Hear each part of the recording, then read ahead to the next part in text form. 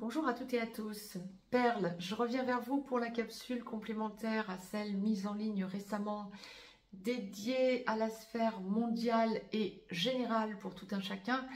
Capsule ici et maintenant de pleine lune, bien sûr, pour le 11 juin 2025, dont les énergies qui se mettent en place seront effectives jusqu'au 25 juin 2025, date de la prochaine nouvelle lune. Capsule aujourd'hui dédiée à la sphère sentimentale, hors relation sacrée, âme sœur sacrée ou flamme jumelle. Relation sentimentale, nous allons donc faire un point. Relation traditionnelle, relation d'âme sœur non sacrée, relation avec une personne perverse narcissique, relation avec une personne toxique. Nous allons faire le point sur tout ça. Évidemment que lorsque je vous parle de relations perverses narcissiques ou de relations toxiques, ça ne peut toucher que les personnes qui sont conscientes d'être dans ce type de relation, bien sûr, et des personnes qui vont travailler, entre autres, possiblement avec, dans leur relation à un ou une perverse narcissique, sur leurs blessures d'abandon, possiblement avec une personne toxique sur leurs blessures de rejet, si dans un cas ou dans l'autre, vous êtes dans une relation sacrée, âme sœur sacrée ou flamme jumelle. Donc nous allons détailler tout ça. La pleine lune du 11 juin 2025 sera effective à 7h45 temps universel, 9h45 temps universel plus 2 heures en heure d'été pour l'Europe centrale par exemple. Ajoutez ou retranchez des heures en fonction du fuseau horaire dans lequel vous vous trouvez bien sûr. Et donc la pleine lune étant toujours l'opposition du soleil à la lune, pendant que le soleil sera à 20 degrés 39 Gémeaux, la lune sera à son opposé à 20 degrés 39 Sagittaire. Donc sentimentalement parlant, nous sommes dans une quinzaine globalement, sans détailler le type de relation dans lequel vous êtes. Nous serons dans une quinzaine où vous allez penser au passé. Alors, ça peut être le passé dans des relations dans lesquelles vous n'êtes plus ou le passé dans une relation dans laquelle vous êtes, mais ce qui s'est passé avant dans cette relation. Il y a des choses qui remontent de votre passé sentimental. Nous allons donc détailler tout ça.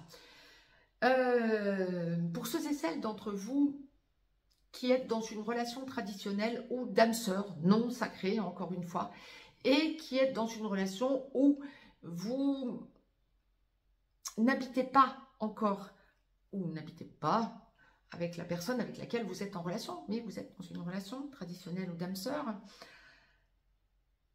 et vous n'avez peut-être pas l'intention de vivre avec cette personne, c'est ce que je voulais vous dire. Vous allez être, durant cette quinzaine, entre le 11 et le 25 juin, dans un questionnement. Je ne vous sens pas dans un bien-être quand vous êtes dans une relation traditionnelle ou avec une âme sœur et que vous ne vivez pas avec. Il n'y a pas un bien-être. Il y a une remise en question de cette relation de votre côté. De l'autre côté, on va vous dire des choses. Alors, de l'autre côté, cette personne peut effectivement vous dire, votre autre peut effectivement vous laisser entendre vie commune. Vous essayez de vous happer, de vous mettre le grappin dessus. Avec force, essayer de vous convaincre de vivre avec. Ben oui, mais vous n'avez pas envie.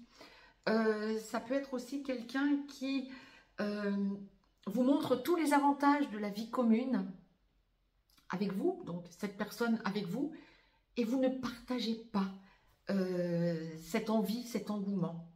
Vous avez besoin de prendre du recul, vous avez besoin de demander du temps. J'aurais tendance à vous conseiller, si cette personne fait vraiment le forcing, et pour bon nombre d'entre vous qui entendez cette capsule et qui êtes dans ce genre de situation, bien vous allez vous rendre compte que cette personne fait le forcing quand vous êtes dans cette situation. J'aurais tendance à vous dire, puisque la source envoie, c'est toujours la personne dans un couple qui va le plus lentement qui doit donner le tempo à celui qui veut aller plus vite, des deux. Vous avez envie de ralentir le rythme, ben ralentissez le rythme. Quitte à dire, pour l'instant, on va mettre des distances, on va peut-être moins se voir et ne force pas les choses parce qu'autrement, je serai prête à lâcher cette relation. Vous allez ressentir que vous êtes prête à en arriver là quand vous êtes dans cette situation. Bon, c'est que la personne ne vous correspond probablement pas, ou en tout cas, vous avez besoin de prendre du recul. Lorsque vous vivez avec, vous êtes dans une relation traditionnelle ou dans une relation avec une âme sœur et que vous vivez ensemble, on est dans une quinzaine où vous n'allez pas forcément bien. Alors, ce n'est pas forcément en rapport avec votre autre, hein, pas du tout. Mais je ressens de l'intériorisation, le besoin de vous remettre en cause, de vous mettre en question. Et votre autre va essayer d'arranger les choses, va ressentir votre mal-être et va essayer d'arranger les choses. C'est peut-être lié à des membres de votre famille, justement, ce dont je faisais état dans la capsule générale et mondiale. C'est peut-être lié à des membres de votre famille qui... Vous avez peut-être des problèmes avec des personnes de votre entourage familial et votre autre va essayer de vous aider. Bon, bah, c'est tout à son honneur. Peut-être en vous conseillant de prendre du recul ou en lâchant les personnes qui, familialement parlant, vous impactent. C'est peut-être un conseil judicieux parce que vous perdez vos repères en quelque sorte, familialement parlant, dans ce genre de situation. Maintenant, il y a un complément à ce que je viens de vous dire. Lorsque vous êtes dans une relation traditionnelle ou d'âme sœur et que ça ne va pas avec votre autre, vous avez besoin de vous confier à des membres de votre famille. Alors peut-être à des amis aussi qui vont vous aider à trouver des solutions, mais il y a des membres de votre famille qui vont vous soutenir. Donc vous voyez, si vous vous entendez bien avec votre autre dans une relation traditionnelle ou d'âme sœur, votre autre va vous aider familialement parlant. Si vous ne vous entendez pas bien avec votre autre ou qu'il y a un ras-le-bol, c'est votre famille qui va vous aider. On est en échange énergétique, j'ai envie de dire. Voilà. Lorsque vous êtes célibataire, on est dans une quinzaine où vous allez sentir que vous préférez être seul que mal accompagné. Il pourrait y avoir quelqu'un de votre passé qui revienne. Je vais vous dire que ça ne vient pas vraiment vous toucher. Cette personne, pourtant, va essayer de faire le forcing, mais bon, vous n'avez pas forcément envie, on n'a pas envie de réchauffer une soupe froide. Bon, ok. Ça me fait sourire, vous devez vous en rendre compte. Non, c'est cassé, bah, c'est cassé. Puis on n'a pas envie d'y revenir. Hein. Donc, vous préférez la nouveauté? Bon, bah, il y a toutes les chances que d'un claquement de doigts, parce que vous aurez dit non à une personne du passé qui essaie de faire le forcing pour revenir vers vous, vous ayez l'opportunité de rencontrer quelqu'un d'autre. Alors maintenant, je ne vous dis pas que ça va être la bonne personne, hein, mais au moins, vous allez être valorisé. Amis célibataires, c'est tout de même important de sentir que vous osez. Vous vous permettez, alors que vous sentez que le célibat commence à vous peser pour un certain nombre d'entre vous, vous préférez refuser quelqu'un qui revient du passé et en vous tournant vers vous-même et en vous disant « non, j'ai pas envie de ça, j'en suis plus là, non, c'est une histoire ancienne, j'ai pas envie », eh bien, quelqu'un de nouveau entre dans votre vie. Je trouve ça assez fantastique. Donc, croyez-y et regardez ce qu'il y a autour de vous et rayonnez votre bonheur. Lorsque vous êtes dans une relation avec un ou une perverse narcissique et que vous en êtes bien sûr conscient, alors je fais un léger point, soit vous êtes dans une relation avec un ou une perverse narcissique, vous en êtes conscient, consciente et point barre. Soit vous êtes dans une relation sacrée en parallèle et vous avez ou vous allez reconnecter à votre autre. Dans ce cas-là, vous travaillez votre blessure d'abandon. Et pourquoi est-ce que c'est important de comprendre quand vous êtes dans une relation à un ou une perverse narcissique et que vous êtes en parallèle dans une relation sacrée? Eh bien, c'est que ce pervers ou cette perverse narcissique vous font considérablement travailler sur votre blessure d'abandon quand vous en prenez conscience. Donc, c'est parfait. Il n'y a pas de hasard. Il faut savoir que près de 95% des relations flammes jumelles, par exemple, du côté de la blessure d'abandon, auront affaire dans leur vie sentimentale à un ou une perverse narcissique. Donc, c'est loin d'être négligeable que d'en prendre conscience. Quand vous êtes dans ce type de relation et que vous êtes encore en couple avec ce genre de personnes, perverses narcissiques, donc, vous allez, durant cette quinzaine, entre le 11 et le 25 juin, vous allez ressentir que des choses remontent qui se sont passées avec cette personne perverse narcissique, que vous les avez laissées de côté et que maintenant, en y repensant, alors ça peut être il y a peu de temps, mais ça peut être il y a beaucoup plus longtemps, maintenant, en y repensant, vous les envisagez autrement, vous avez besoin de faire le point sur vous-même et de dire « Papa, je ne peux pas en rester là, ça n'est pas possible ». Et vous sentez que ça vous donne une force parce que vous ne vous laisserez plus faire de la même façon. Alors vous pouvez justement en arriver à arrêter la relation parce que ce pervers ou cette perverse narcissique, possiblement durant cette quinzaine, peut essayer à nouveau de vous manipuler et vous prendrez le recul en disant ça fait référence à quelque chose que j'ai déjà eu par le passé, je ne réagissais pas, maintenant je réagis et c'est stop. Vous vous enfermez dans votre bulle, voire vous dites clairement je lâche cette relation ou je prends du recul, c'est terminé. Mais ça va venir d'un claquement de doigts pour vous. Ça va être c'est maintenant, c'était pas hier, mais demain ce sera trop tard, c'est maintenant. Je ne vous dis pas que dans toutes les relations où vous êtes avec un ou une perverse narcissique, entre le 11 et le 25 juin, vous allez quitter vos pervers narcissiques. Ce serait trop beau, ce serait extraordinaire que de le réaliser et de dire ça y est, mondialement parlant, c'est génial, c'est fini.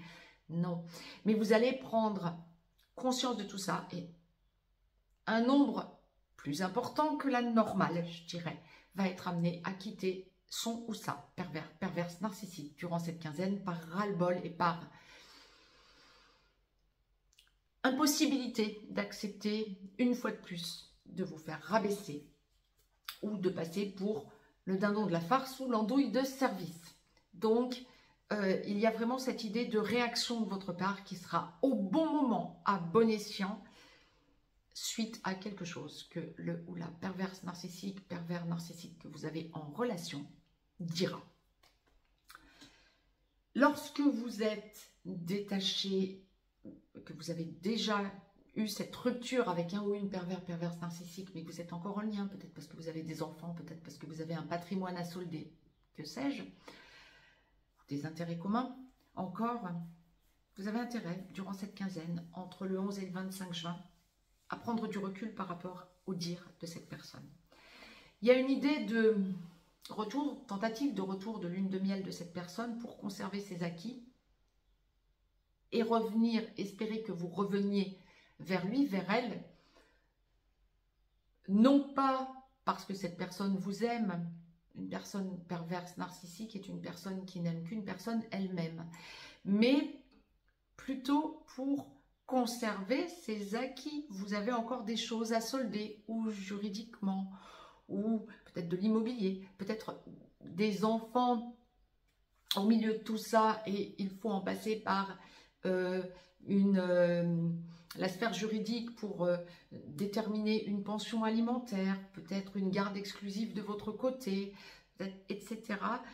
Intériorisez-vous et refusez toute négociation avec ce pervers ou cette perverse narcissique si vous avez déjà été amené à le ou la quitter, à ne plus être avec. Refusez toute négociation. Surtout si vous êtes en instance juridique, laissez faire le juridique, que ce soit l'avocat, le juge ou que sais-je, laissez faire, ou le notaire, ou laissez faire. Intériorisez-vous et refusez la négociation directe parce que cette personne essaie de vous enfumer.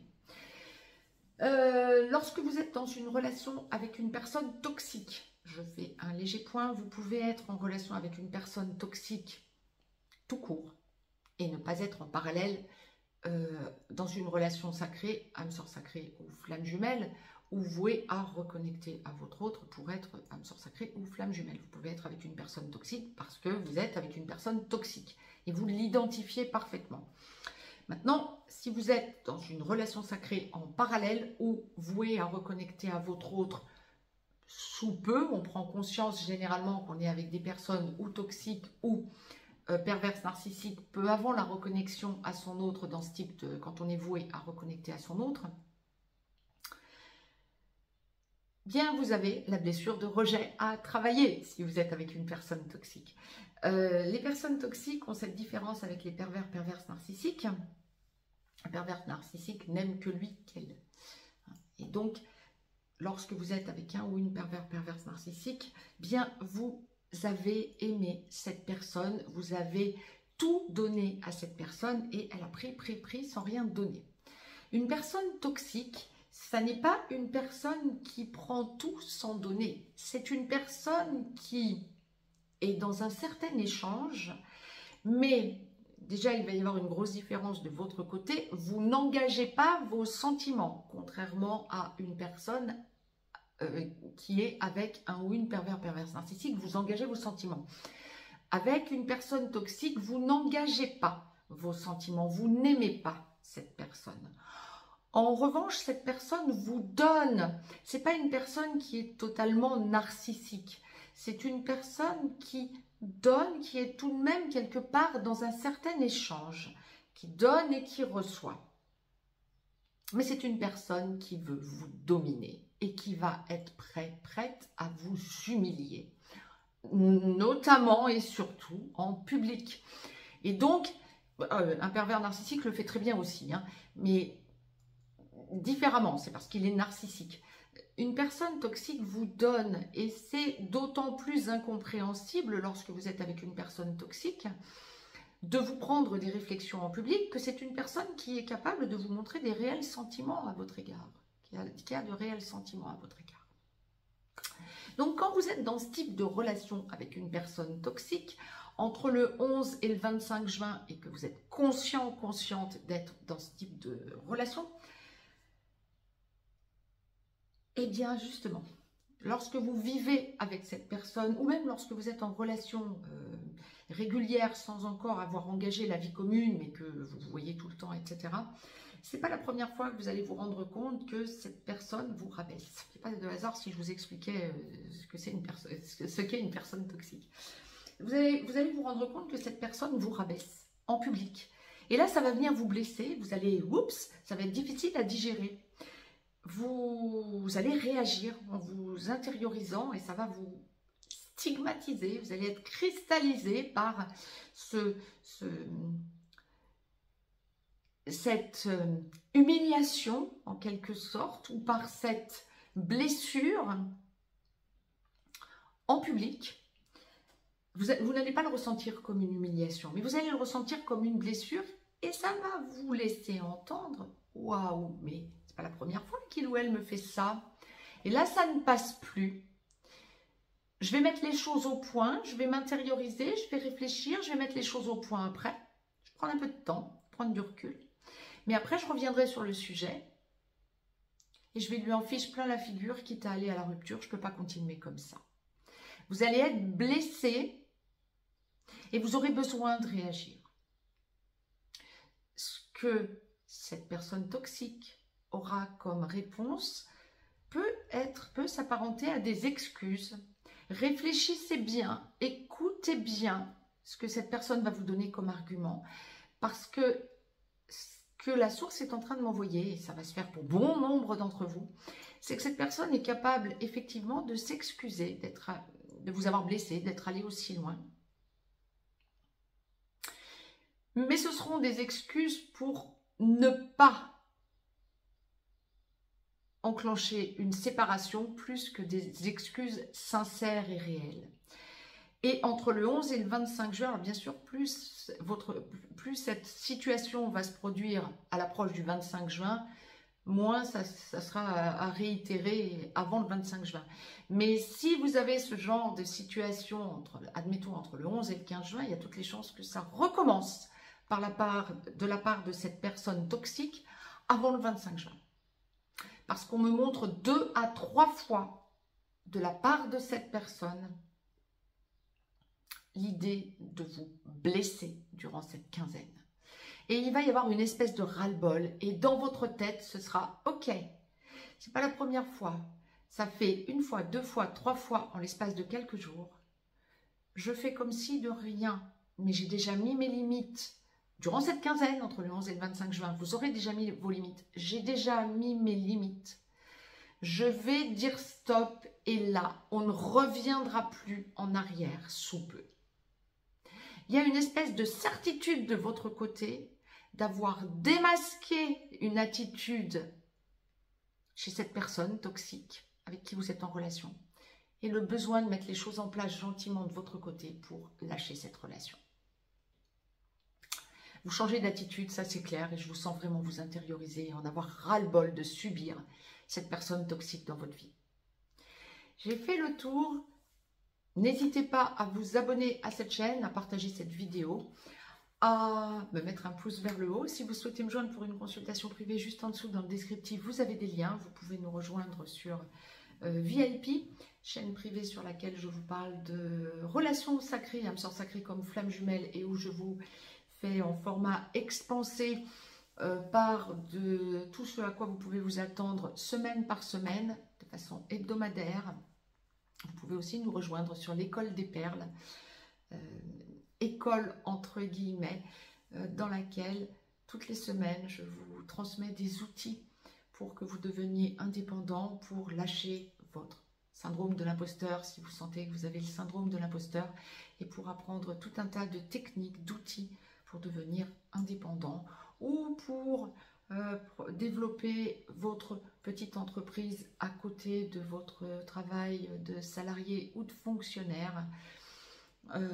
Petite entreprise indépendante en ayant tout un tas d'outils à votre disposition, que ce soit en radiesthésie, en énergétique avec les nettoyages énergétiques AEC, en cartomancie, en numérologie, être amené à devenir autonome, à prendre confiance en vous, à voir la philosophie sous un autre angle, à faire des décorporations, à comprendre d'où nous venons et où nous allons, science et cosmos, etc., etc. Tout cela, je vous en ouvre les portes dans l'école des perles, donc n'hésitez pas à nous rejoindre. Nous sommes une jolie petite communauté où nous nous éclatons tous les jeudis soirs en live, et bien sûr vous avez les vidéos en rediffusion. Quant à moi, je vous embrasse, je vous souhaite une très très belle pleine lune à toutes et à tous, et je reviens vers vous pour de nouvelles chroniques, quoi qu'il en soit, sur cette chaîne Perle, donc n'hésitez pas à vous y abonner. Je vous embrasse, très très belle journée à toutes et à tous.